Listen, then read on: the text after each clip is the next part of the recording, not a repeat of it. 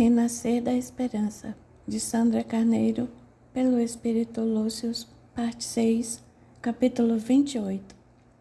Enquanto a avó desaparecia, Emily pôde perceber outras entidades em condições deploráveis, que à meia distância lhe dirigiam impropérios e ameaças.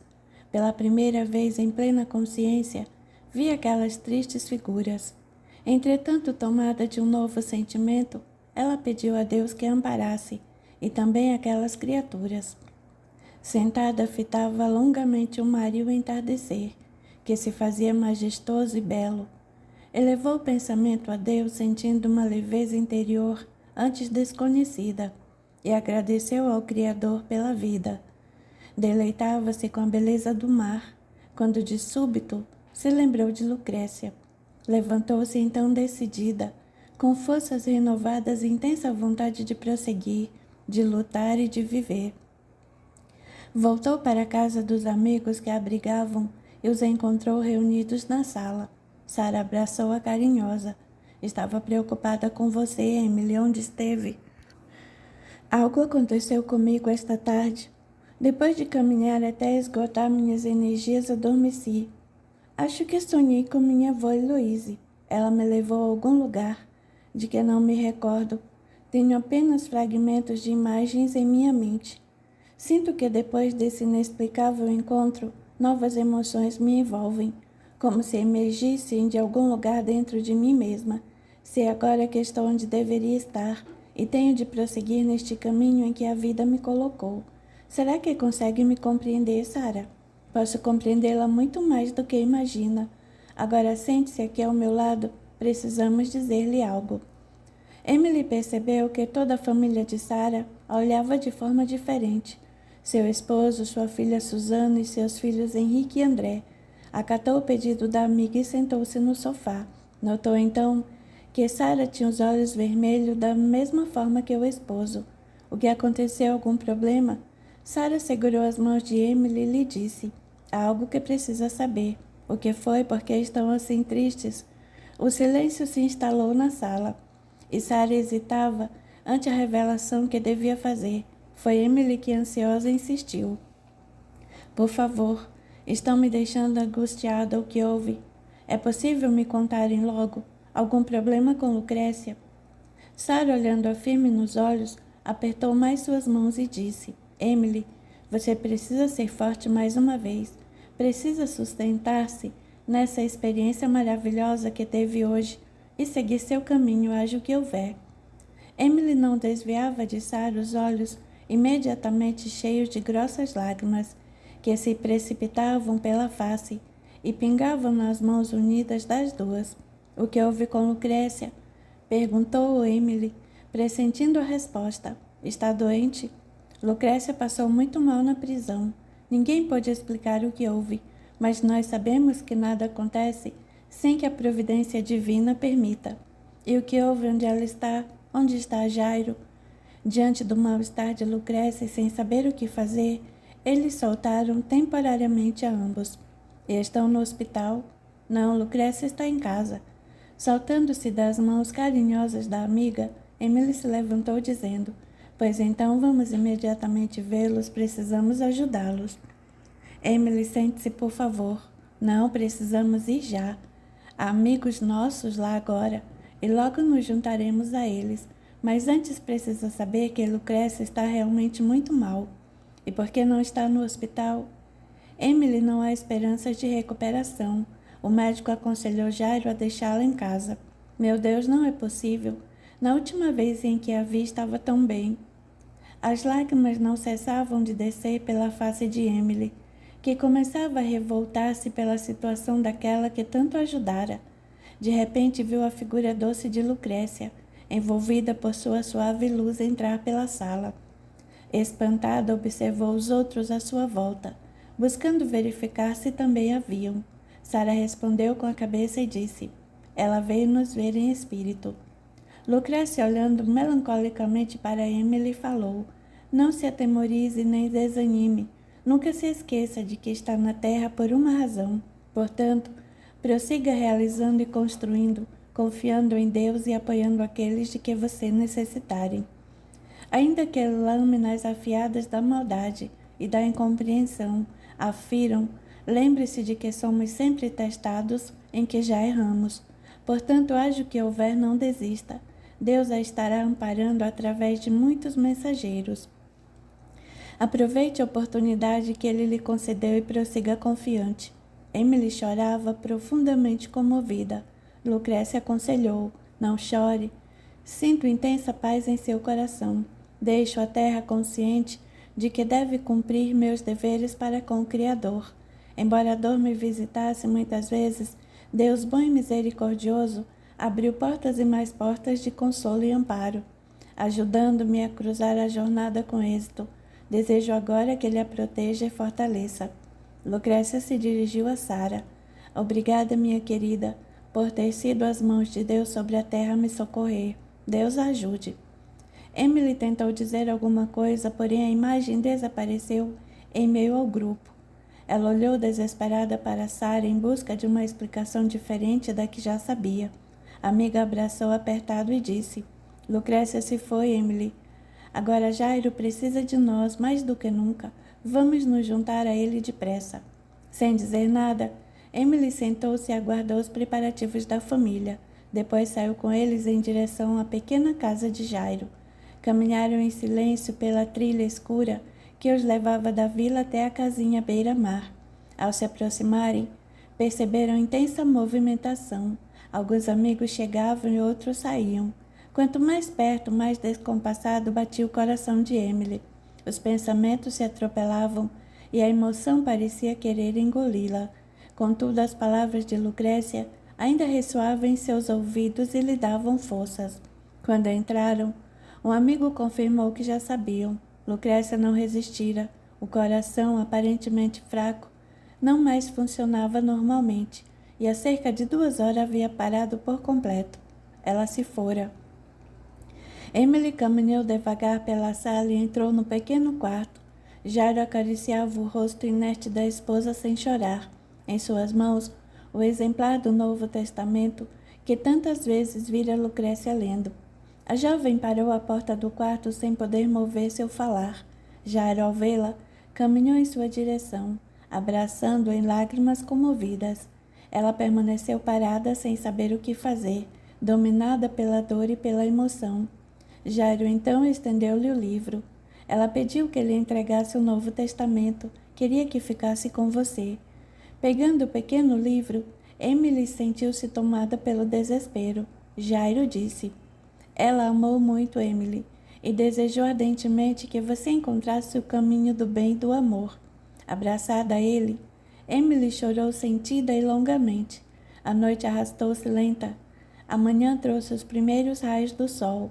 Ao final da tarde, depois de realizado o funeral, Jairo se despedia de Sara e do marido que lhe pedia: venha conosco, Jairo, só por alguns dias. Não quero me afastar daqui. Vou ficar, este é o meu lugar. Apenas por alguns dias, até que se recupere do choque deste momento doloroso. Jairo resistia. Então Emily, pegando-o pelo braço, disse: não se preocupem, vou tomar conta dele. Você tem de voltar com Sara, precisa continuar escondida. Não, Jairo. Vou ficar aqui e cuidar de você. Não posso deixá-lo sozinho.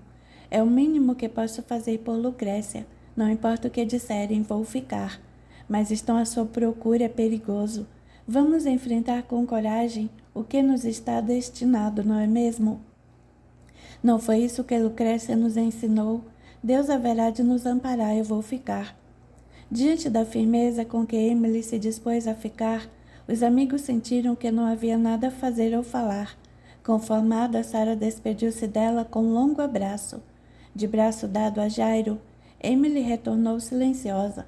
Gostaria de dizer tantas coisas. As palavras lhe morriam na garganta e se manteve calada até regressarem à casinha. Quando entraram, Jairo disse: agradeço sua atenção, mas você não tem de ficar comigo. Não tem nenhuma obrigação, Emily. E quem disse que é por obrigação que desejo ficar?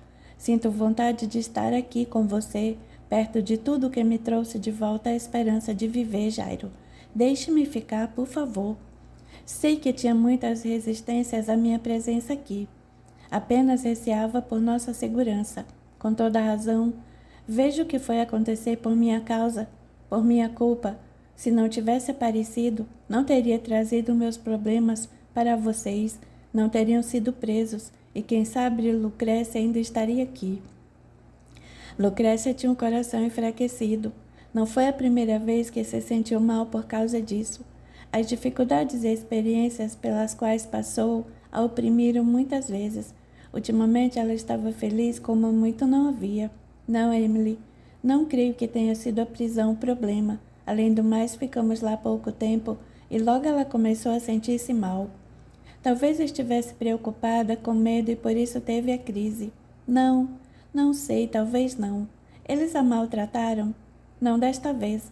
Em Marrocos, sim. Ela havia sofrido muito enquanto esteve presa. Em silêncio, Emily pôs-se a organizar a casa, recolocando utensílios em ordem, exatamente como vira Lucrécia fazer. Jairo permaneceu longo tempo observando a jovem mover-se suavemente pela cozinha e pensou em como ela se modificara. Muito pouco sobrara da jovem arredia e rebelde que Lucrécia recolhera à beira do penhasco. Emily havia se transformado. Na manhã seguinte, Jairo encontrou o café pronto e Emily sentada perto da janela, lendo o pequeno volume do Novo Testamento que ganhara. Depois de dar-lhe bom dia, ela disse, sentando-se ao seu lado na mesa: Jairo, não gostaria de aprender a ler. Eu poderia ensiná-lo. Jairo olhou surpreso, mas sem ânimo respondeu: Acha que depois de velho poderia aprender? Não creio. E por que não? Gosta dos livros espíritas, não gosta? Eles lhe serão excelente companhia, Jairo. Sem responder, Jairo esforçou-se por se alimentar. Apesar da dor intensa que sentia pela separação da esposa, a presença de Emily lhe trazia conforto ao coração. Passados alguns dias, Emily, temendo que pudessem descobri-la, foi à casa de Sara e pediu: Preciso de sua ajuda. Quero mudar completamente minha aparência, para que possa permanecer em companhia de Jairo, sem despertar suspeitas. O que poderia fazer? Pensei em cortar os cabelos, mas creio que só isso não será suficiente. Sara tocou nos cabelos de Emily e pensou demoradamente. Depois disse: Creio que, se quer se esconder de fato, precisa de uma mudança radical. Está mesmo disposta a passar por isso? Sim, o que tem em mente? Um tanto hesitante, Sara prosseguiu. Podemos cortar seu cabelo e pintá-lo de preto. Depois podemos comprar roupas e calçados masculinos, para que se vista como homem. Acha muito complicado? Não, acho uma ótima ideia. Embora saiba que isso não vai impedir que me encontrem, certamente vai dificultar. Para todos posso fazer-me passar por um parente que veio fazer companhia a Jairo após a morte da esposa. Acho que pode funcionar. Então vamos imediatamente à ação. Venha, sente-se aqui. Vou cortar seu cabelo exatamente como corto do meu filho. Emily, sem vacilar, sentou-se e se entregou às mãos habilidosas da amiga. Sara modelou-lhe os cabelos num corte masculino. Rapidamente estava pronto. Emily observava as mechas de cabelos que caíam e sentia subir-lhe um nó à garganta. Porém, resoluta, respirou fundo e manteve-se calma. Finalmente, Sara disse: Pronto, acho que ficou bom. Foi até o quarto e retornou com o espelho redondo nas mãos. Depois, colocando-o diante do rosto de Emily, perguntou: O que acha? Emily virou-se no espelho e surpreendeu-se. Ficou ótimo. Estou mesmo diferente. Depois de se observar durante algum tempo, disse: Bem, vamos prosseguir. Tem a tinta para mudarmos o cabelo? Não, isso terá de esperar. André irá à província amanhã pela manhã. Pedirei a ele que traga a tinta e também algumas roupas para você. Se quiser vir amanhã à tarde, concluiremos o que começamos hoje. Na tarde seguinte, no horário combinado, Emily estava novamente sentada e entregue às mãos de Sara, que lhe tingiu os cabelos de negro. Ao final do ritual do dia anterior, se repetiu. Sara, com o espelho nas mãos, mostrava à jovem sua nova aparência. Ao fitar-se, Emily surpreendeu-se ainda mais. Estava realmente mudada, com uma nova aparência, e disse: Acho que gosto desta cor, Sara, pareço mais forte. Sara sorriu, dizendo: Não é o cabelo que a faz mais forte. Você está crescendo, Emily, e reencontrando toda a força que já está dentro de você. Assim espero. Sarah, pois sei que vou precisar muito disso.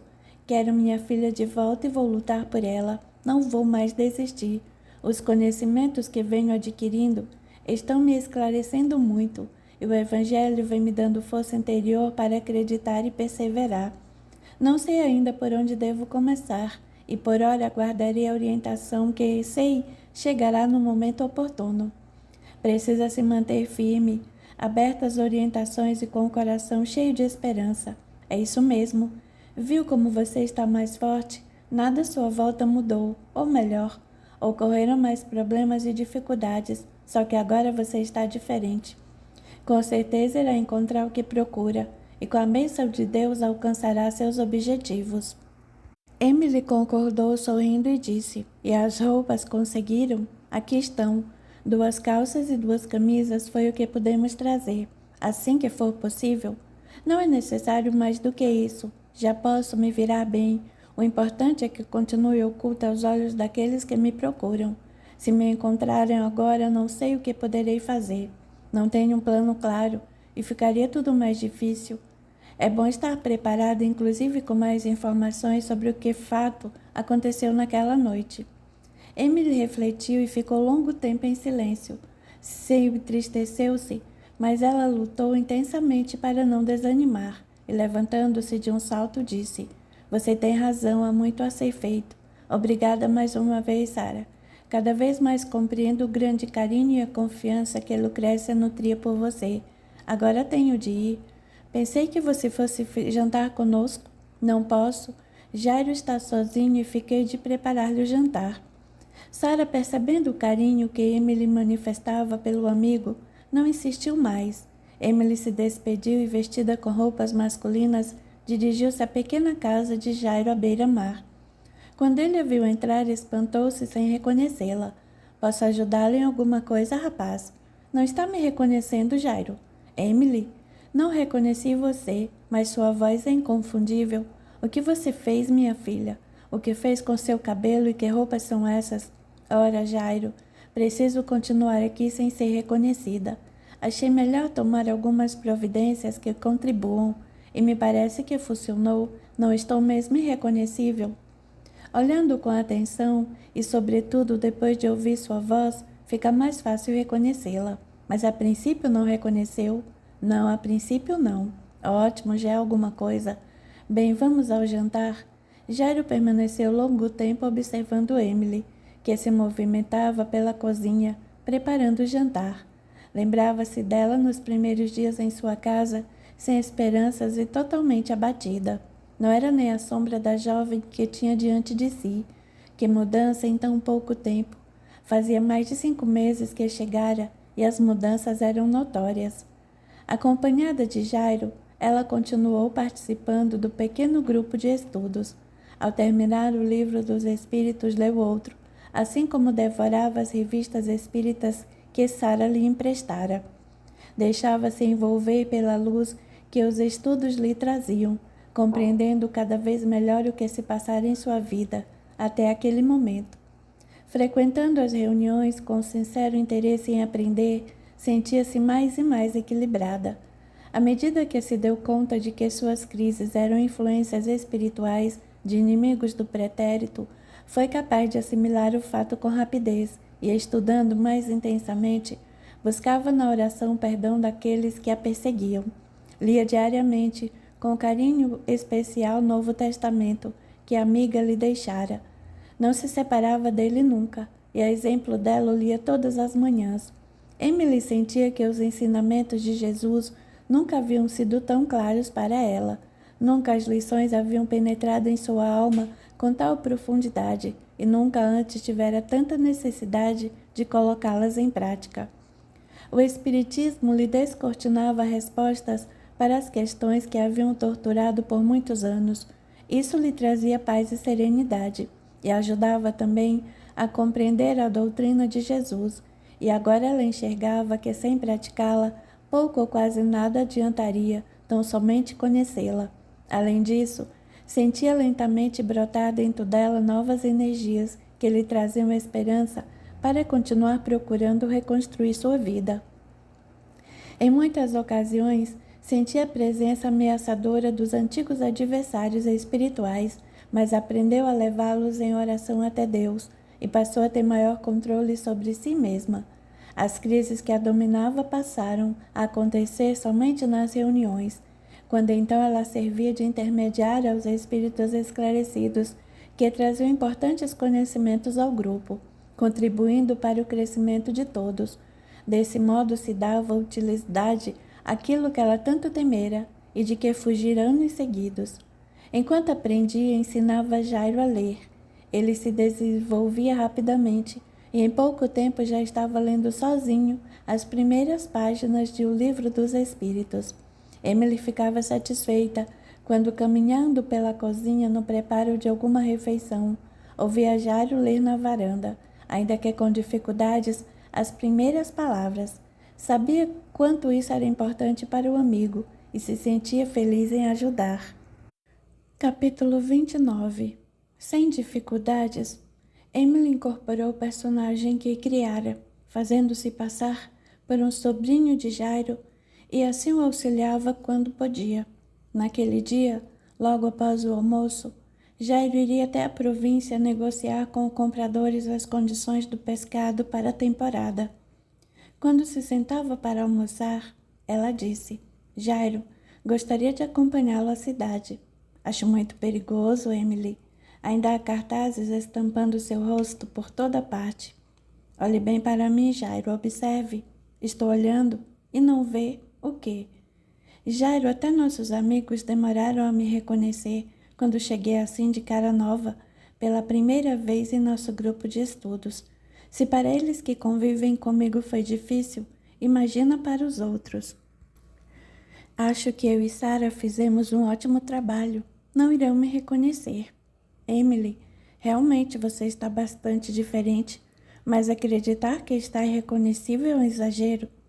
Você pensa assim porque está todo o tempo comigo e me conhece bem, já aqueles que não sabem quem sou não terão facilidade em me identificar. Além do mais, imagine se vão pensar que uma mulher fugitiva apareça andando pela cidade. Acho que a imaginação das pessoas não vai tão longe. Não sei não. Creio que Lucrécia não aprovaria, e ela sabia das coisas.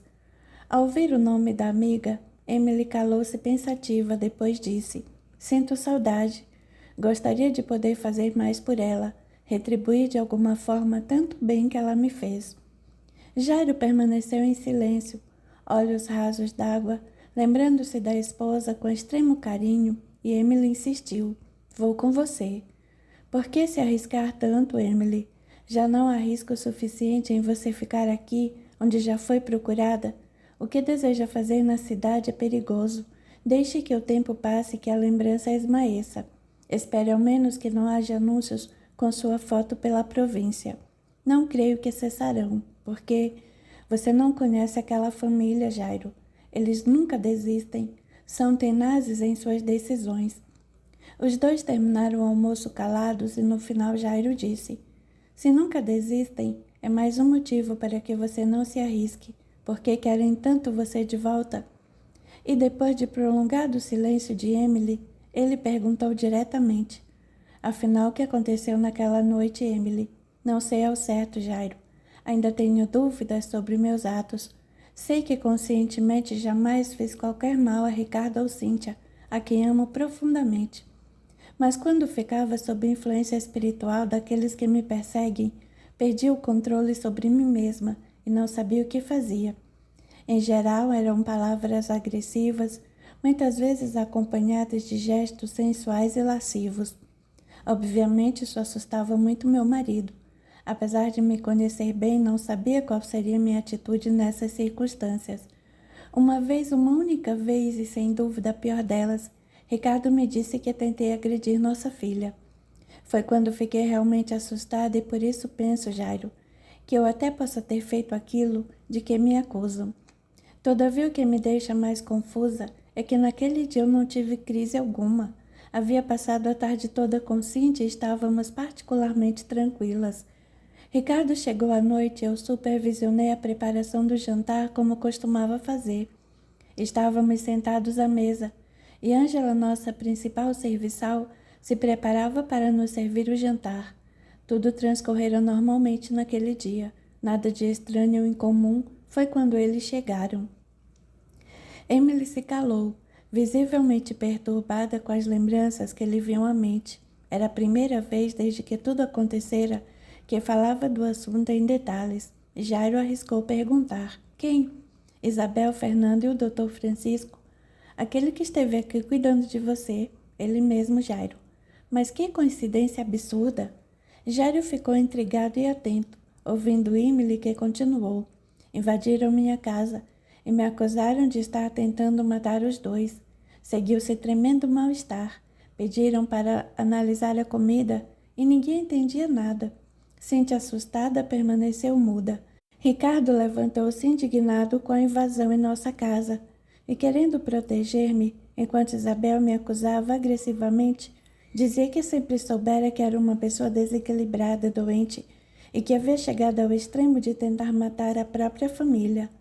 Foi tudo muito rápido e confuso. Eu não conseguia falar. Procurava me defender aturdida, sem saber o que dizer. Quando Isabel entrou na cozinha e voltou com um prato nas mãos, nele uma pequena porção do assado que seria servido, colocou na mesa e pediu que o Dr. Francisco verificasse. Ele cheirou e remexeu a comida, depois tirou do bolso um pequeno saco e dele jogou um pó sobre a carne. A cor então se alterou e ele disse que esse pó identificava determinado tipo de veneno e, portanto, tinha certeza de que a comida estava envenenada. Todos me acusaram e eu não sabia o que fazer. Comecei a chorar descontrolada e depois me tornei agressiva na busca desesperada de defesa. Aí não tiveram complacência. Imediatamente me prenderam. Ricardo ficou paralisado olhando o prato, com a cor do alimento alterada pelo tal pó. Para mim, totalmente alucinada. Levaram-me à força. Acho que me doparam porque de súbito perdi a consciência. E quando dei por mim, estava presa em um quarto com grade na janela e na porta. Logo descobri que estava em um hospício. Davam-me pouca comida e os maus tratos eram constantes. Às vezes não me deixavam dormir. Torturavam-me com perguntas a noite toda. Eu ficava cada vez mais fraca e confusa. Esforçava-me para lembrar detalhes do ocorrido, torturando-me com a ideia de que talvez, sob os efeitos de uma crise, tivesse atentado contra a vida dos que mais amo, só que não havia tido nenhuma crise e ficava cada vez mais confusa. Pouco depois, Dr. Francisco veio e me disse que eu estava doente, que precisava de tratamento e que me tornara uma pessoa perigosa. Aquele médico me causava náuseas, eu achava desprezível. Mesmo assim, pedi que me ajudasse, implorei, supliquei de todas as maneiras que você possa imaginar, até o ponto de concordar em ceder, que por tanto tempo ele tentara, buscando me seduzir. Mas ele estava frio e insensível e me abandonou naquele lugar repugnante. Desesperada, concentrei as forças na ideia da fuga. Na primeira chance, fugi direto para o penhasco. Tencionava acabar com minha vida, dando fim ao sofrimento. Emily calou-se, emocionada pelas palavras vivas de tão grande pesadelo. Jairo acariciou seus cabelos com carinho. Ela sorriu, retribuindo a compreensão do amigo, e depois disse: como estava enganada, Jairo. Hoje, conhecendo através desta nova revelação o que acontece após a morte, compreendo que se tivesse posto fim à minha vida, muito maior seria o meu sofrimento. Graças a Deus e somente a Ele, Lucrécia me encontrou a tempo. Se não fosse por ela e pela voz de minha filha que ouvi nitidamente naquele dia, teria terminado com tudo. Que bom que essa desgraça não aconteceu. Você está aqui viva e com certeza irá superar todas as dificuldades. Sim, hoje sei que existe esperança e que tudo tem um sentido, uma explicação. Destemida levantou-se dizendo: e chega de lembranças tristes, quero olhar para a frente e para o futuro. Encontrei alento nesses novos conhecimentos, quero aprender mais e compartilhar com outros essas boas novas. Jairo, satisfeito, arrematou: e vai conseguir, minha filha, vai conseguir. Lucrécia sabia que devia ajudá-la, o que custei a compreender. Agora, constatando as transformações em sua vida, começo a enxergar o que ela já vira. Agradeço a Deus todos os dias por vocês terem me acolhido, Jairo. Sem responder, ele tocou suavemente as mãos de Emily. Depois se levantou e começou a se preparar porque tinha de estar na cidade pelo meio da tarde. Era noite alta quando retornou. Emily, que tentava ler para se distrair da preocupação, pôs-se de pé assim que ouviu entrar. Jairo, você não costuma demorar tanto. Não pretendia me atrasar, mas as negociações entravaram e não conseguimos chegar a bom termo, tanto em preço como em conservação do transporte. Eles querem que eu passe a me responsabilizar pelo transporte daqui até Bilbon, o que será muito difícil. Jairo se sentou mostrando profundo cansaço. Emily observava atentamente ao lhe servir o jantar. Não sei o que fazer. Acabei deixando os compradores sem definição, pois não posso aceitar o que estão querendo e não consigo pensar em nada para propô-lhes. Enquanto não resolvermos o impasse, ficarei sem vender, a não ser o pouco que se consome aqui mesmo na vila. Só que é tão insignificante que não poderei comprar nem mesmo o básico. Não sei o que fazer. Ele permanecia cabisbaixo. Emily ficou calada vendo-o comer, depois disse: Jairo, você não tem um amigo influente em Barcelona que muitas vezes o ajudou? Sim, Miguel. Então vamos até Barcelona. Procurar Miguel é uma boa ideia. Ele é experiente e sempre consegue as melhores negociações. Parece-me a única alternativa neste momento, pois está decidido. Amanhã mesmo partimos para Barcelona. Mas você não pode vir comigo, Emily. Já conversamos sobre isso, é muito perigoso. Emily sentou-se ao seu lado e, tocando-lhe suaves as mãos, disse: Aprecio seu cuidado, porém não posso ficar aqui para o resto da vida, Jairo. Há muita coisa que eu preciso fazer. Tenho recebido muitas orientações, você bem sabe. E além do mais, sinto dentro de mim que há muito a ser feito. Devo aceitar o compromisso que me foi revelado pelos conhecimentos espíritas e colocar-me à disposição para fazer o que for necessário, o que estiver ao meu alcance, enfim. Jairo acompanhava o raciocínio da jovem com extrema atenção. Entretanto, para que possa contribuir de alguma forma, preciso parar de medo de me esconder, resolver minha vida, conquistar minha liberdade, esclarecer tudo o que aconteceu, mesmo que para isso tenha de voltar à prisão e responder à justiça. Se realmente causei ou tentei causar algum mal, prefiro esclarecer tudo e aí então recomeçar minha vida, assumindo minhas responsabilidades. Tem certeza, Emily? Absoluta. Quero acompanhá-lo a Barcelona e retornar minha história. Sei que só enfrentando meu destino poderei superar o passado. Confio que terei toda a ajuda de que necessito. Não tenho mais dúvidas quanto a isso. E pretende procurar seu marido? Ainda não. Quero voltar à cidade, ver como me sinto e retornar aos poucos. Apesar de decidida, sei que ainda tenho muitas fragilidades, muitas recordações, algumas mágoas. Tudo isso ainda está dentro de mim. Se estiver certa de que quer correr todos os riscos e essa alternativa, concordo que venha comigo. Partiremos bem cedo. Imediatamente após terminar, a organização da casa se recolheu. Estava ansioso e custou adormecer. Embora desejasse rever a cidade onde vivera por anos e quem sabe até reencontrar a filha, um temor indefinido rondava-lhe a mente, e ela chegou a pensar se não devia aguardar mais algum tempo. Mesmo assim, ignorou seus receios e persistiu na decisão. Algo lhe dizia que deveria acompanhar Jairo, e ela estava aprendendo a ouvir e respeitar seu coração, sua intuição, e finalmente adormeceu. Antes do nascer do sol, Emily e Jairo estavam a caminho. Ao chegarem a Bilbao, Jairo providenciou os bilhetes para a viagem até Barcelona. Emily, vestida com roupas masculinas, acabara de subir na carruagem e mal se acomodara quando ouviu uma voz conhecida. Pretende viajar, Jairo? Jairo se virou e deparou com Pimentel, a figura do homem que lhe causava desconforto. Refletiu por alguns instantes, depois disse: Vou a Barcelona para resolver problemas de negócios, mas retorno brevemente. Sei. Entretanto, sabe que não pode se ausentar da cidade. Não pretendo me ausentar. Estive aqui disponível o tempo todo. Nunca me neguei a comparecer quando solicitado. Estou à inteira disposição da justiça do delegado. A propósito, a jovem ainda está desaparecida? Infelizmente, a família aumentou a recompensa por informações que levem ao seu paradeiro, e até agora nenhum fato novo nos ajudou. Por acaso ela não esteve em sua casa ao saber da morte de sua esposa? Como haveria de saber da morte de minha esposa? Ela foi embora logo que melhorou um pouco e nunca mais. Sem esperar que Jairo terminasse, Pimentel se dirigiu à porta da carruagem e olhou para dentro. Havia duas senhoras sentadas de um lado e um jovem sozinho do outro. Pimentel cumprimentou as duas senhoras que conhecia e, percebendo que não vira o rapaz antes, lhe perguntou: "Quem é você, rapaz? Nunca vi por aqui?" Emily, com o coração descompassado, permaneceu calada. Não imaginara o que fazer naquela situação. No impulso, fez sinal negativo com a cabeça, mostrando a boca como a indicar que não podia falar. Jairo apressou-se em responder: "Esse é Mário, um sobrinho que veio me fazer companhia assim que Lucrécia, o senhor sabe."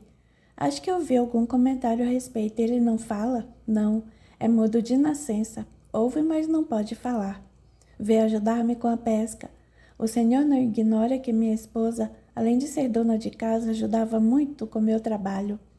Pimentel, desconfiado, observava Emily. Ia fazer mais perguntas quando seu auxiliar chegou ofegante. "Delegado, precisa me acompanhar a uma briga de bar depressa." Contrafeito, Pimentel argumentou com o auxiliar: "Vá à frente, depois eu vou." "É gente importante, senhor. É melhor vir logo." Ainda contrariado, Pimentel cedeu à pressão, não sem antes perguntar a Jairo: "Quando voltam?" "Em alguns dias." "Assim que retornar, quero falar com você.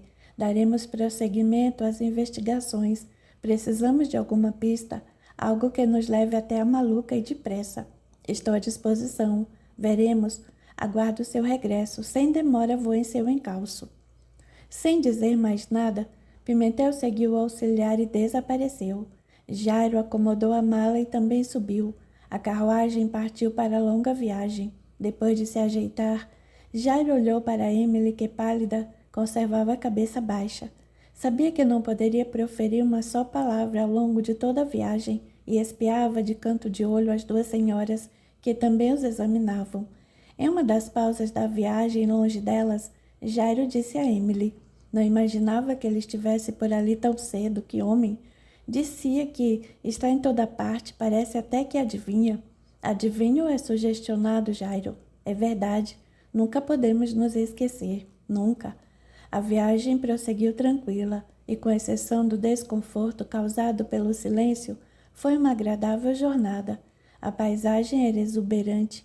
Emily contemplava os penhascos que se estendiam de Bilbo até San Sebastián. Em seguida, tomaram outra estrada que os conduziria a Barcelona. A emoção envolvia Emily e lhe apertava o peito. Desejava muito ver a filha e pensava no que podia fazer para ter essa oportunidade. Ansiosa, lembrava-se de Lucrécia e procurava serenar os pensamentos, buscando forças para continuar. Horas mais tarde, quando a carruagem se aproximava de Barcelona, Emily quase não conseguia se conter. Sentia vontade de chorar, angústia, medo. Todas as emoções se misturavam e ela até desejou não ter acompanhado Jairo, que igualmente a observava, imaginando o que poderia estar sentindo. Sutilmente, Jairo segurou sua mão, na intenção de lhe transmitir forças. Quando a carruagem encostou, Jairo desceu primeiro e ajudou as duas senhoras. Uma delas, antes de se despedir, disse: "Curioso, você e seu sobrinho vieram a viagem toda, e olhe que é uma longa viagem, sem se comunicar. Estranho." "Ele é muito quieto e eu também. Estamos acostumados ao silêncio, senhora, só isso, não há nada estranho." Boa estada em Barcelona.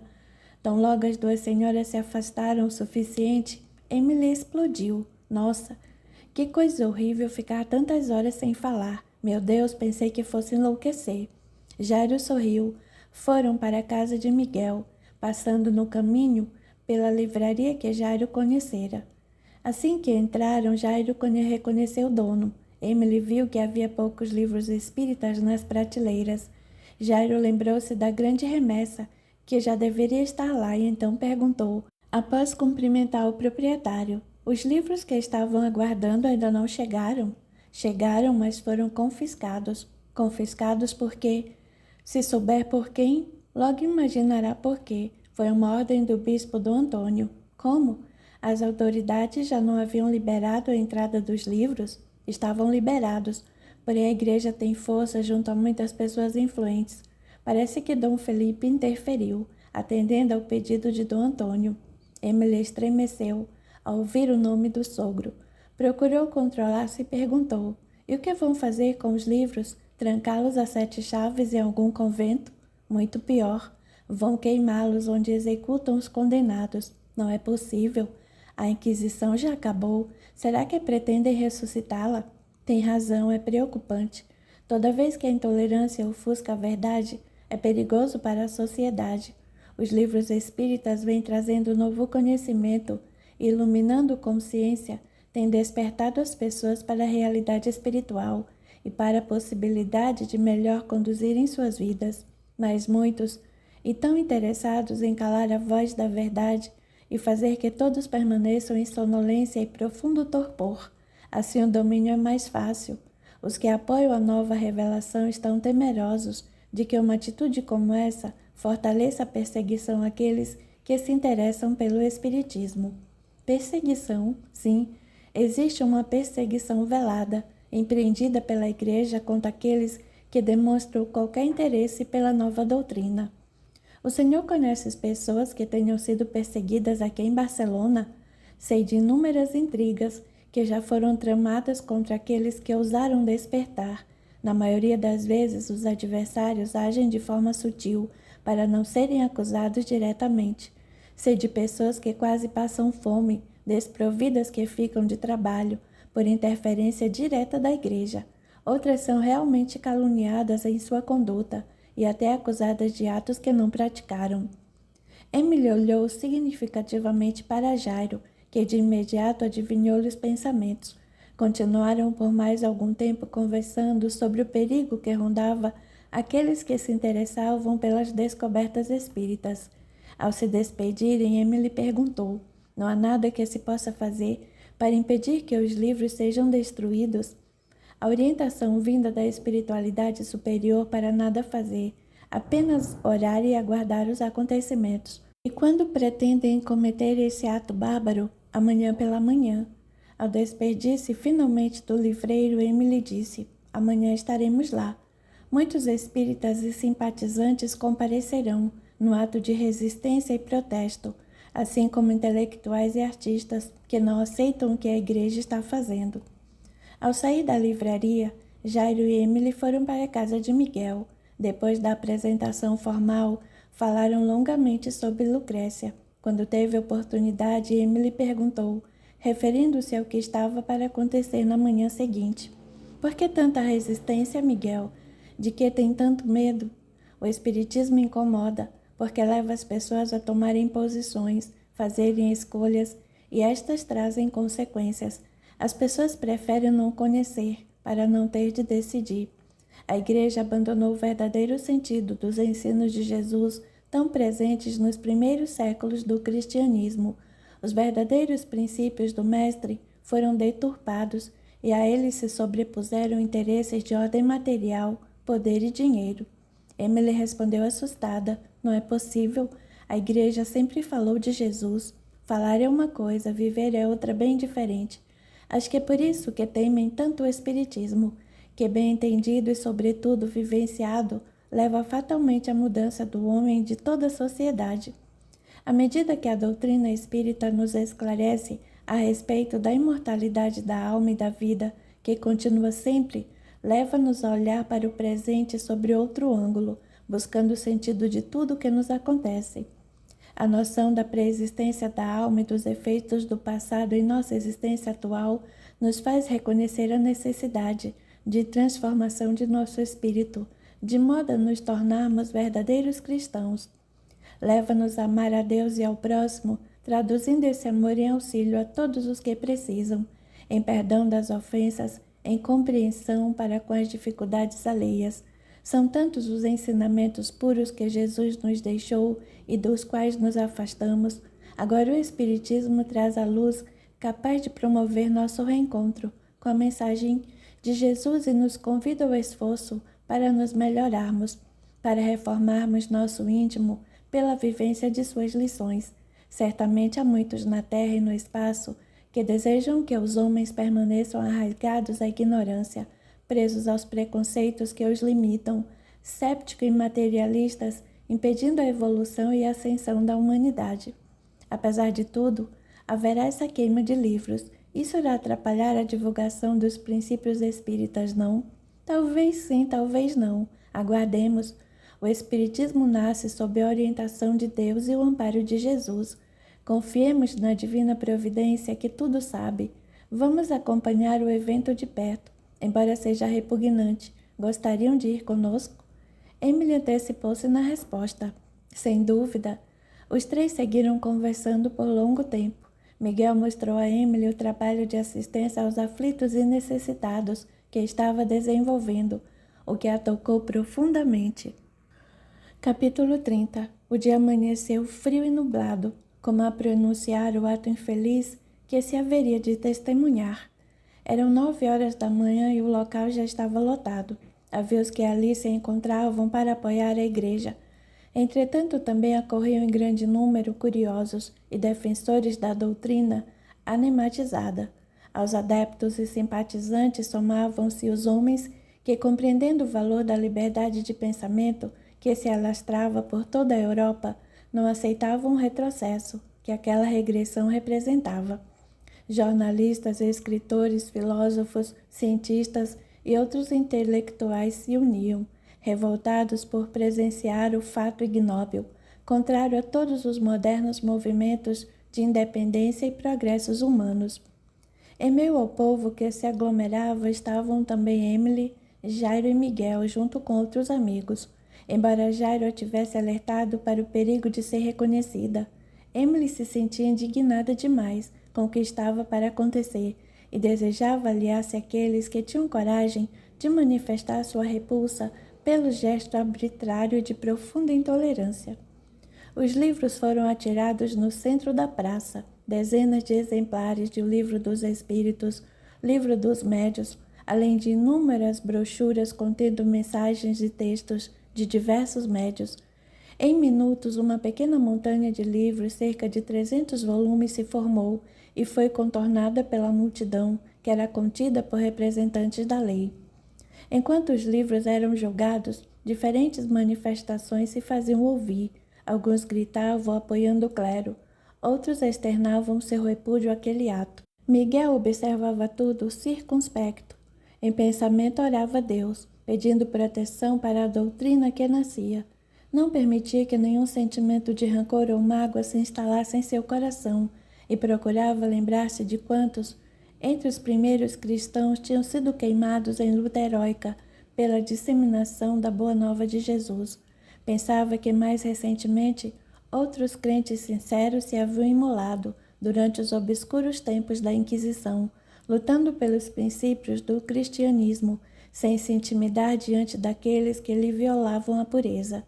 Assim refletindo, redobrava a confiança em Deus, consciente de que o Espírito de verdade que presidia a chegada dos conhecimentos espíritas à Terra haveria de cuidar para que sua difusão fosse amparada e preservada. De súbito abriu-se um corredor em meio ao povo, e Dom Antônio aproximou-se do monte de livros. Em frente a eles proferiu breve discurso, expondo a razão daquele auto de fé e ressaltando o perigo que tais publicações representavam. Inflamou-se em seu discurso, mas antes mesmo de terminá-lo, uma vaia tímida se fez ouvir. Sem titubear, o bispo recebeu de um dos seus auxiliares a grande tocha acesa e colocou-a em cima dos livros, que imediatamente se incendiaram. À proporção que as chamas se intensificavam, igualmente crescia a vaia, e tanto ela como as labaredas se espalhavam por todos os lados. Os mais acanhados encheram-se de coragem, e quando o fogo era mais intenso, ruidosa vaia ecoava na praça, abafando por completo os aplausos. Surpreso e receoso frente ao protesto da multidão, o bispo de Barcelona partiu em retirada. Emily, embora comovida, buscava conter as lágrimas e refletia sobre os efeitos da intolerância. De súbito espantou-se ao reconhecer um rosto no meio da multidão. Era Fernando, que estava entre os acompanhantes do bispo. Emily então focalizou nele sua atenção e percebeu que parecia atordoado, olhar vagando entre a fogueira, a reação do povo e a atitude do bispo. Mesmo depois que este desapareceu, o jovem se manteve diante dos livros em chamas, como que hipnotizado. De quando em quando olhava as pessoas à sua volta e novamente se fixava na fogueira ardente. Despertou daquele torpor no instante em que um dos auxiliares da paróquia, temeroso da reação popular, puxou pela batina insistindo para que saísse dali. Ele finalmente aqueceu, afastando-se da praça sob a vaia geral. Emily não pôde deixar de acompanhar cada movimento de Fernando.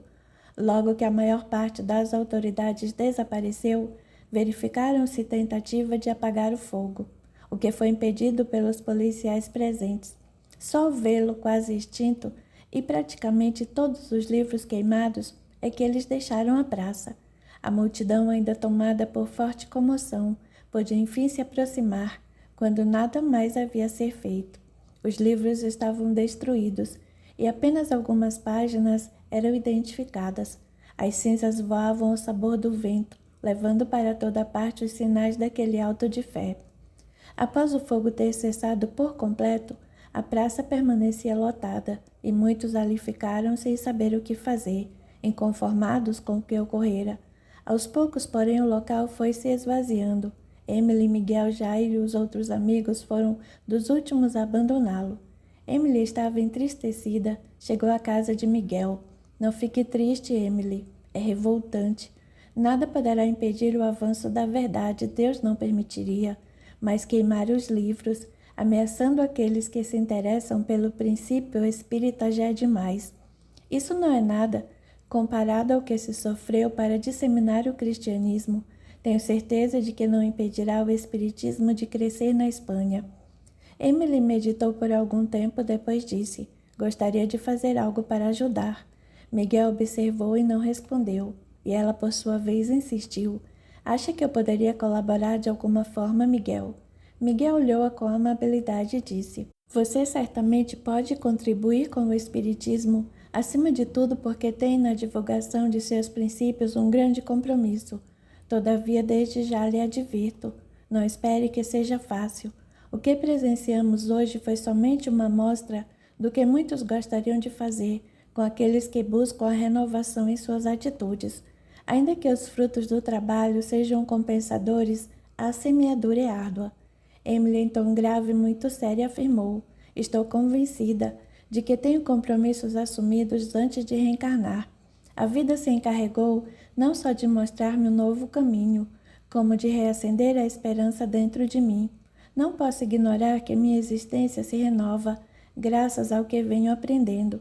Se não pudesse entender a razão dos meus sofrimentos, jamais me deixaria influenciar pelos ensinos amorosos de Jesus, revoltada como estava contra tudo e mesmo contra Deus. É até com certa razão como aceitar o que não se compreende. E agora que compreendo, estou disposta a levar a outras pessoas em sofrimento ajuda para também compreenderem, para poderem estender as mãos e pela fé raciocinada sentir as bênçãos do Criador. Fique tranquila, a ocasião chegará. Acha que o que aconteceu hoje não irá intimidar as pessoas, Miguel? Talvez um pouco. No início não sei, mas sei que o sofrimento continuará a movê-la na direção do verdadeiro auxílio. Permaneceram por longo tempo conversando sobre as possíveis consequências do auto de fé. Ao entardecer, Emily acompanhou os amigos nas atividades assistenciais que Miguel desenvolvia junto à população carente da cidade, levando alimento e remédio aos necessitados. Ela caminhou por bairros em que jamais estivera, nos mais de 15 anos que vivera em Barcelona. Sorriu e chorou com as pessoas que visitou, impressionada com tanto sofrimento e tantas privações.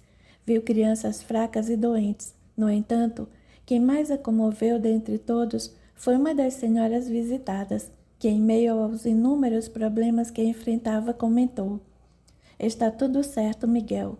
Deus o abençoe por tanta ajuda que nos tem dado. Sei que não devo reclamar de nada, diante de quanto o Pai me tem concedido. Baixando a cabeça, a mulher enxugou as lágrimas que desciam e acrescentou: só lamento uma coisa. Gostaria de poder ler para aprender mais com os livros. Fiquei sabendo do que aconteceu hoje e achei uma estupidez. Tanto conforto desperdiçado. Tantos querendo ler e os que podem queimam os livros. Tenhamos fé na providência que tudo transforma para o nosso bem. Tenho presenciado isso a cada dia. Apesar de toda a intolerância e da perseguição que venho sofrendo, Deus não me desampara. Miguel, que notou a curiosidade de Emily, disse: nossa irmã Hermínia foi vítima da intolerância e vem lutando bravamente para manter-se fiel aos princípios que abraçou. Emily externou sua curiosidade. O que aconteceu? Mais tarde lhe contou o ocorrido, finalizou Miguel. Assim que se despediram de Hermínia e seus filhos, Emily indagou: como às vezes pessoas mais simples conseguem enxergar com tamanha lucidez, Miguel? O sentimento verdadeiro quase sempre supera as limitações intelectuais. Emily retornava compenetrada e envolvida na conversa que entretinha com Miguel, Jair e os amigos que com ele seguiam todas as noites a levar alimentos, medicamentos e conforto àqueles que necessitavam. A tarefa era difícil. Era preciso espalhar o benefício sem ferir as pessoas, embora a dor e a tristeza os visitassem. Muitos eram orgulhosos e resistiam a receber ajuda. Normalmente eram os estrangeiros ou expatriados, como Jairo e Lucrécia, aqueles que primeiro aceitavam apoio. Os demais, desconfiados e altivos, sempre suspeitavam que houvesse outros interesses por trás da doação, e muitos rejeitavam o socorro. Miguel, que compreendia e amava o seu povo, era paciente e tolerante, aguardando o momento certo para estender o auxílio. Emily, surpresa com essa determinação no serviço ao próximo, ainda não conseguia compreender os extremos cuidados de Miguel. Enquanto caminhavam, ele procurava explicar-lhe o imperativo do amor para se poder auxiliar com eficácia. Iam entretidos na conversa, quando intensa movimentação chamou a atenção de todos. Estavam diante de largos portões abertos por onde entrava um grande número de pessoas. Jairo perguntou a Miguel: o que acontece aqui? Por que tanta gente? É a festa que os Bourbon e Valença realizam todos os anos, juntamente com a igreja, já é uma tradição. Emily estacou em frente aos portões, sendo quase arrastada pelos que entravam. Havia muitos guardas à entrada da mansão. Ela começou a caminhar para casa, como se estivesse em transe. Quando Miguel percebeu o que acontecia, correu até a jovem, agarrou-lhe o braço e puxou-a para fora, vencendo sua resistência. Assim que Miguel conseguiu tirá-la do meio da multidão, o grupo se apressou em afastar-se da casa, ao passo que Emily dizia quase descontrolada: minha filha, quero ver minha filha, ela está tão perto, quero vê-la, preciso vê-la, não entendem? Acalme-se, Emily, tente controlar suas emoções, para que elas não controlem você, vamos, acalme-se. Emily parecia não escutar e insistia: eu quero vê-la. Há quanto tempo, meu Deus, tenho tanta saudade. Miguel segurou-a pelos ombros e, olhando-a com firmeza, disse: pois bem, e o que vai fazer? Enfrentar seu marido, a família, os guardas? Você viu os guardas, e então? O que irá obter? Certamente não será sua filha. Ele as colocará de volta no hospício, Emily. Você precisa resolver sua situação antes que possa reencontrar sua filha. Por fim, como se despertasse, Emily admitiu: tem razão. Sei que tem razão, Miguel. É que senti uma força quase incontrolável me puxando para dentro. É claro, Emily. Muitos desejam que você fracasse. A jovem olhou novamente para os portões abertos e viu ao longe as luzes da casa, que em dias de festa eram todas acesas. Então, voltando-se para Miguel, disse: tem razão. Não há nada que possa ser feito por agora. Vamos depressa, preciso sair daqui ou não poderei me conter. Em passos rápidos e firmes, o grupo se afastou e desapareceu rumo ao centro da cidade. Emily, com o coração descompassado, não mais ousou olhar para trás, temendo não poder controlar-se. Ela sentia como se sua mente estivesse presa àquela casa. Na mansão, a festa seguia com relativa tranquilidade.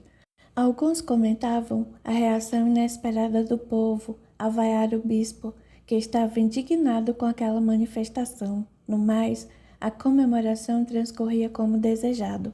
No topo da escada, Isabel observava todos. Dom Felipe conversava com o bispo e outras autoridades vindas de Roma. A dona da casa sorria satisfeita. Tinha tudo sob controle e pensava: que diferença do ano passado. Graças a Deus minha família está protegida outra vez. Ainda bem que consegui tirar do caminho que poderia ameaçar-nos. Agora só falta Cíntia, mas com ela será muito mais fácil. Filomena, que animada recebia os convidados, viu a mãe e subiu ao seu encontro. Tudo a contento, mamãe. Sim, Filomena, tudo perfeito. Todos estão aqui e a organização da festa foi excelente, meus parabéns. Ainda bem que tudo se encaminhou como deveria e todos puderam comparecer com o que houve hoje. Espero que esse mal seja estancado. Sim, acho que todos entenderam a mensagem. O que me surpreendeu foram as vaias. O que significam, mãe? Uns poucos simpatizantes, minha filha. Nada com que devamos nos preocupar. Afinal, todos têm o direito de se expressar, não é mesmo? Estamos em tempos de liberdade. Isabel sorriu cinicamente para a filha, que, captando o que a mãe desejava dizer, respondeu: sim, tempos de liberdade. Bem, vou descendo que estão chegando convidados. Isabel apreciava a festa. Quando viu Fernando se afastar de um grupo em conversa animada e subir as escadas, ao passar por ela, perguntou: o que você tem, Fernando? Está calado o dia todo, nem parece contente com o resultado de tudo o que foi planejado. Hoje é um dia memorável, deveria estar feliz. Tudo caminha bem. Temos tudo novamente sob o nosso controle. O que o preocupa? Não sei, tia. Não me sinto muito bem. Acho que estou até com febre. Talvez seja uma gripe. Isabel ajeitou o cabelo do sobrinho e disse: acho que tem trabalhado muito, Fernando. Deve ser isso. Quando parte para as Américas? Breve. Quando? Tem alguma previsão? Ainda não sei. Não deveria apressar as coisas, já que é esse o seu objetivo? Sim, mas acho que por hora sou mais útil no orfanato. Muitas crianças chegando e poucos para ajudar.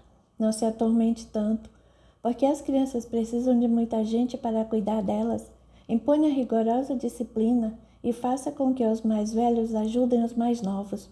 Fernando pensou por instantes e disse: parece boa ideia. Todavia, além disso, precisamos de pessoas que deem a elas atenção e carinho como faz Cíntia. Ela tem ajudado muito. É pena, Fernando, que não vá poder ajudá-lo por muito tempo. E por que não? Ricardo autorizou e a menina gosta tanto. Tenho outros planos para ela. Outros planos? Sim, acho que Filomena lhe contou. Não creio que ela tenha vocação. Apesar de nunca ter falado sobre isso, penso que não é o que quer. De mais a mais, Ricardo não concordaria. Ricardo fará aquilo que lhe dissermos para fazer. Não conhece seu primo? Tenho minhas formas de convencê-lo. Sei que será difícil, mas tenho planos para conseguir que concorde. E se Cíntia não quiser? E ela lá tem querer, Fernando. Essa menina precisa ficar sob orientação rigorosa da igreja, pois pode ter tendências ao desequilíbrio como a mãe. Fernando calou-se. Isabel fitou e perguntou: sabe de alguma coisa? Ela não demonstrou nada estranho enquanto esteve trabalhando com você no orfanato. Uma informação desse tipo me facilitaria muito as coisas. Claro que não, tia. É uma garota adorável, carinhosa e meiga. Todas as crianças a adoram. E é muito responsável. Tem colaborado mais do que muito adulto faria. Ué, você vê? Você acaba de me dar motivos para reforçar minha intenção. Pelo que me diz, ela será uma ótima religiosa, totalmente dedicada. Fernando olhou irritado e disse: não concordo com isso, é um absurdo. Vocês querem fazer o que bem entendem com as pessoas e os sentimentos delas. Só pensem em seus interesses. Não pensem no que as pessoas querem, no que é melhor para elas em nada. Olhe só quem fala. Quando os interesses são seus, você não age de outro modo, não é, Fernando? Era diferente, tia. Os interesses da família e da igreja estavam em jogo. Os seus também. Visto que é parte da família e da igreja, não seja hipócrita e não tente atrapalhar meus planos. Essa menina vai para o convento mais rígido que eu achar e não se fala mais no assunto. Fernando virou-se para sair quando notou que Cíntia estava próxima a eles. Pela expressão de espanto em seu rosto, percebeu que tinha ouvido a conversa. A menina não disse nada e correu para o seu quarto. Fernando encarou a tia, que comentou: melhor assim, vai fazer com que tudo aconteça mais depressa. Sem responder, Fernando correu atrás de Cíntia, porém ao chegar ao quarto encontrou a porta fechada. Foi em vão que bateu e lhe pediu que abrisse. Apenas escutou seu choro abafado. Depois de insistir muito, sem saber o que fazer, saiu acabrunhado pelos fundos da mansão e foi para a paróquia, abandonando a festa. Abatido e desmotivado, dirigiu-se para o seu quarto. Atordoado, sem saber com clareza o que sentia, acomodou-se na cama e tentou dormir.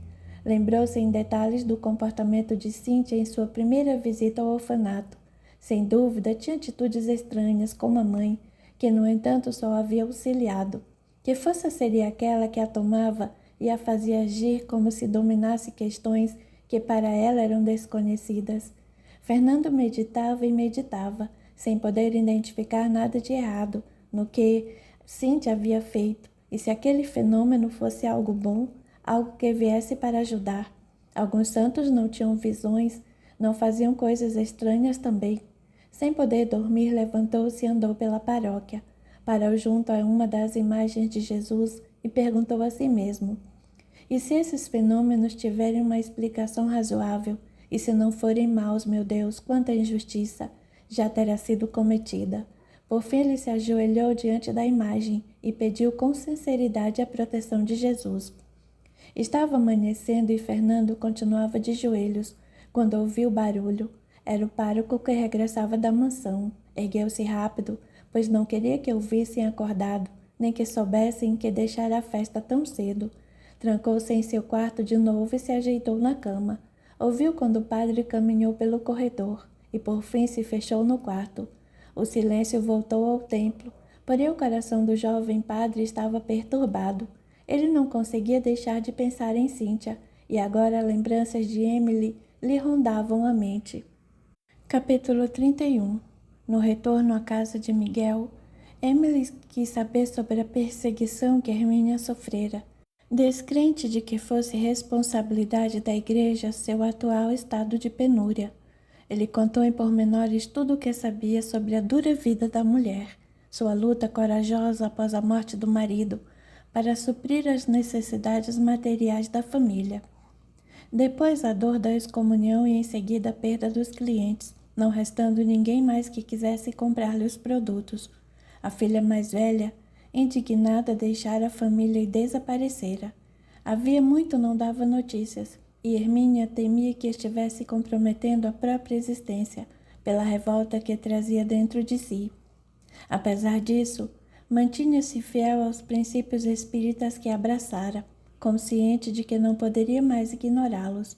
Mas Miguel e outros companheiros a estavam socorrendo, na busca de alternativas para que ela pudesse continuar a viver com dignidade.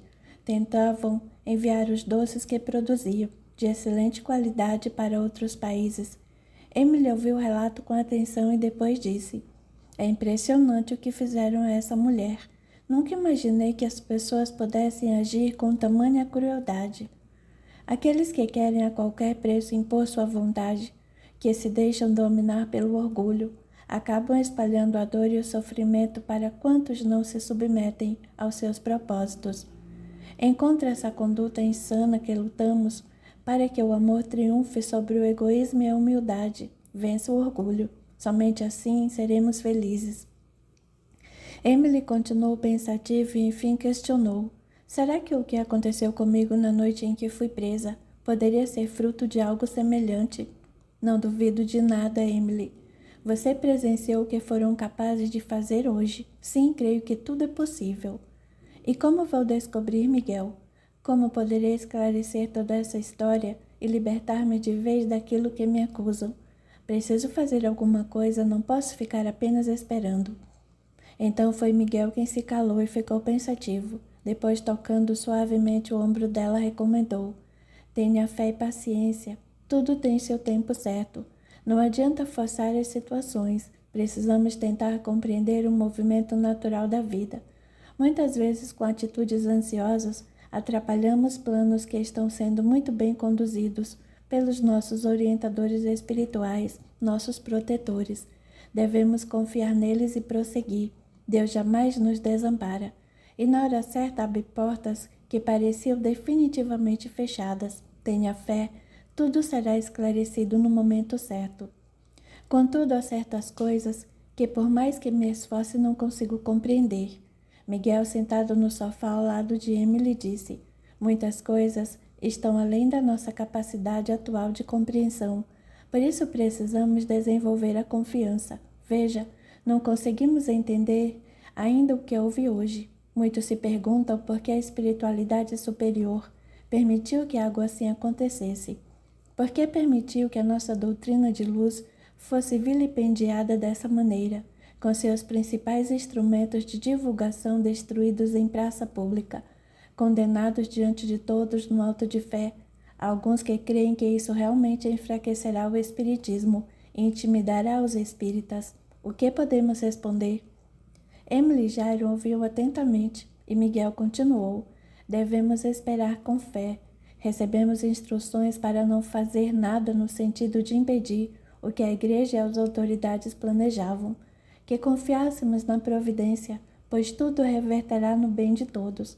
E por isso creio que a espiritualidade encontrará alguma forma de beneficiar o espiritismo, mesmo através desse acontecimento desagradável e negativo. O apóstolo Paulo já dizia: todas as coisas cooperam para o bem daqueles que amam a Deus. Como Miguel? Não consigo enxergar. Ainda não sabemos, mas precisamos acreditar.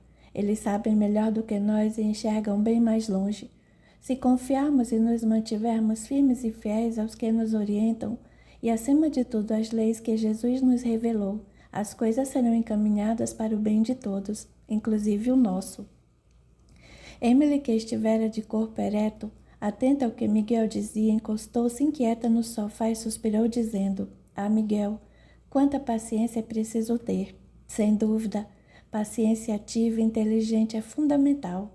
Passaram mais algum tempo a conversar, até que todos se retiraram para o descanso necessário. Apesar de cansada, Emily não podia conciliar o sono, ainda sob o forte impacto das emoções daquele dia. Pensava que devia contribuir de algum modo. Lembrou-se de Fernando e de sua reação diante da fogueira. Pensou na filha e sentiu o peito apertado de saudade. Recordou Ricardo também com o coração doído. Desejava ardentemente esclarecer toda a situação e recuperar sua família. Se Ricardo fora enganado, com certeza, quando conhecesse a verdade, a receberia de volta. Conjecturando o que fazer para elucidar a cilada de que haviam sido vítima, passou quase toda a noite acordada, só adormecendo quando já amanhecia. Ainda sonolenta, ouviu um burburinho que parecia espalhar-se pela casa toda. Levantou-se depressa. Ao descer, encontrou Miguel com vários amigos na sala de estar, em conversa animada. Sobre a mesa da sala repousavam diversos jornais, abertos nas manchetes relativas à ocorrência do dia anterior. Emily, que descera assustada, percebeu que estavam todos felizes. O que aconteceu?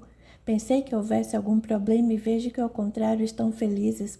Leia isto.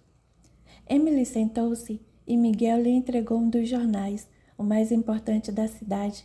Depois ela pegou outro. A seguir, jornais alternativos de sociedades científicas e filosóficas, que expunham em edição extra sua visão indignada dos fatos de 9 de outubro em Barcelona. Emily mal podia crer no que lia. Alguns jornais traziam um histórico do movimento espírita e alertavam quanto ao perigo da intolerância religiosa, lembrando recentes atos criminosos praticados pela Igreja. Outros apenas criticavam a atitude intolerante, a despeito do que o Espiritismo postulava, reiterando que a liberdade de pensamento fora uma conquista da humanidade, que não podia agora correr resquícios de retroceder. Miguel, acho que não estou entendendo direito. Estão contra o que foi feito, é isso mesmo? Após terminar a leitura de todos os jornais, Miguel disse: lembra-se do que conversamos ontem? Parece que os desdobramentos estão começando. A julgar pelo sentimento de indignação que percebo nessas páginas, não irão silenciar tão cedo. As barreiras haverão de cair uma a uma. A verdade haverá de triunfar. Não disse que precisamos aprender a confiar, Emily. Não estamos sós. Essa é uma grande prova. Se o número de opositores aumenta, igualmente cresce o amparo que recebemos. Tudo que vem pelas mãos do Criador é vitorioso. Inacreditável, Miguel, estou impressionada. Pelo que percebo, o que está acontecendo é o contrário do que a igreja pretendia. Como assim? Perguntou Jairo. Eles pretendiam intimidar e atrapalhar a expansão do espiritismo, mas com toda essa publicação o que fizeram foi dar-lhe maior divulgação. E que divulgação? Não deve haver uma única pessoa em toda a cidade que não esteja falando, discutindo e mesmo que discorde, ouvindo falar dos novos postulados. E creio que não será somente em Barcelona. A discussão deverá propagar-se pelo país. Bendita a sabedoria de Kardec em obedecer os espíritos e seguir-lhes rigorosamente as orientações. Mais tarde, naquele mesmo dia, Emily e Jairo iniciaram os preparativos para regressar.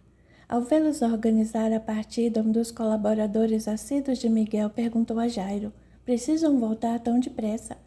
Consegui que Miguel me ajudasse a solucionar os problemas com o negócio do pescado. Ele preparou uma carta que levaria aos compradores e acredito que resolverá o impasse. Temo ausentar-me por muitos dias, pois ainda respondo ao processo em Bilbao e não quero atrair-lhe mais atenção. Então continuam? Sim, são insistentes. Emily acompanhava a conversa em silêncio. Pretendiam partir na manhã seguinte. Na mansão, o dia também começou turbulento. Felipe, a filha e Ricardo tomavam o café da manhã, quando Isabel desceu furiosa, jogando o jornal sobre a mesa. Já viu isso, Felipe? Quem esses jornalistas pensam que são? Ao invés de destacarem a festa, dedicaram páginas inteiras ao ocorrido ontem pela manhã. É revoltante. Você tem de fazer alguma coisa. Precisa demitir esses jornalistas. Isabel, acho que você não está entendendo. Deixe-me explicar melhor. Todos os jornais se manifestaram contrários à queima dos livros espíritas. Não há um sequer que eu apoie, que traga qualquer comentário favorável. O que fazer? Demitir todos os jornalistas de Barcelona? Amanhã saberemos o que acontece no restante do país, o impacto em outras províncias. Não podemos interferir no país inteiro. É inaceitável. Precisamos fazer alguma coisa, eles têm de se calar. É verdade, pai. Esses atrevidos precisam de uma lição. Felipe suspirou fundo e disse: "Temo que seja tarde. Parece que cometemos um erro, nós e a igreja." "Não é possível, Felipe. Os fatos falam por si, Isabel. Veja, leia. Temos de admitir que cometemos um erro estratégico. Precisamos agir com mais cautela. Parece que atacar frontalmente não foi uma boa ideia. Estou falando pelos resultados unicamente." Isabel tomou café calada. Ao terminar, perguntou ao marido: "E vai ficar aí sem fazer nada, aceitando o fracasso?" "Já avisei que preparem a carruagem e mandei pedir audiência ao bispo. Certamente devemos conversar sobre o ocorrido para que não traga maiores consequências. Está vendo no que deu não termos tomado medidas mais enérgicas antes? Perde-se o controle da situação. Precisamos ser mais firmes, Felipe. Sinto que nossa família tem sido por demais condescendente com determinadas situações perigosas." Ela falava olhando para Ricardo, que até aquele momento estivera calado.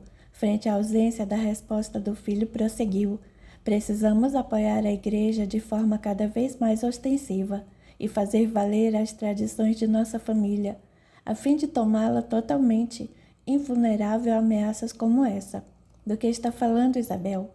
Ricardo trouxe uma mulher mentalmente perturbada para dentro de nossa família, pondo em risco nossos princípios, nossa imagem, nossa influência. "Pare, mãe." Explodiu Ricardo, pronto a se levantar. Isabel deteve-se, segurando-lhe fortemente o braço. "Sente-se e me escute. Você trouxe uma mulher desequilibrada e envolvida com o diabo para dentro desta casa. Não é verdade? Não? Onde está a sua doce Emily? Por favor, mãe. Ela é uma mulher atormentada, e você sabe disso, pois quase morreu por suas mãos. Isso tudo é castigo, Ricardo, castigo de Deus." "Por que castigo? O que foi que fiz de tão ruim para merecer que Deus me castigasse assim, tirando-me a mulher que..." "Diga! Continue blasfemando." "Não é verdade, mãe. Deus está castigando você por ter desistido de ser padre, Ricardo. Essa era sua obrigação e você desistiu. Agora Deus o está punindo pela desobediência.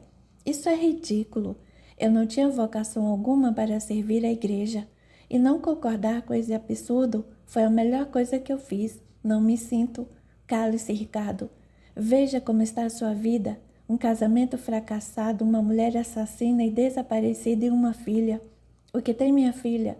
Também está ficando mentalmente perturbada. Ela é igual à mãe. Não é verdade, Dona Isabel, não é verdade.